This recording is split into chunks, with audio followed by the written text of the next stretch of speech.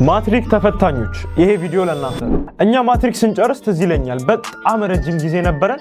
አብዛኛውን ጊዜያችንን ደግሞ ቁጭ ብለን ነበር ያሳለፈ። ያ ጊዜ አልፎ ግን እንዳይቆጫችሁ የምትፈልጉ ከሆነ ፕሮዳክቲቭ የምትሆኑባቸውን 3 ቲፖች ልንገራችሁ። ልክ ማትሪክ እንደጨረሳችሁ ይሄን ቪዲዮ ተመልሳችሁ እንድታዩት ሴቭ ማድረግ እንዳትረሱ።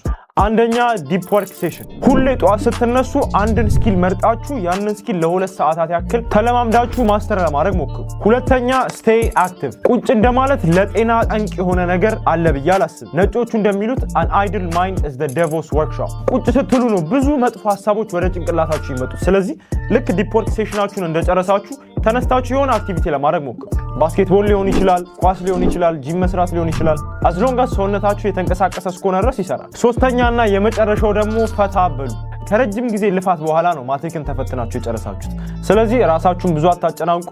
የተረፈው ቀናችሁን ፈታ በማለት አሳልፉ። ከላይ የጠቀስኩላችሁ አክቲቪቲዎች እረፍታችሁን ያባከናችሁ መስሎ እንዳይሰማችሁ እንጂ እናንተም ቢዚ ለማድረግ ዲዛይን የተደረገ አይደለም። የዚህን ቪዲዮ ጥቅም የምታዩት እረፍቷ መታ ካለምንም ስራ ቁጭ ስትሉ ስለሆነ ይሄንን ቪዲዮ አሁኑኑ ሴቭ ማድረግ እንዳትረሱ።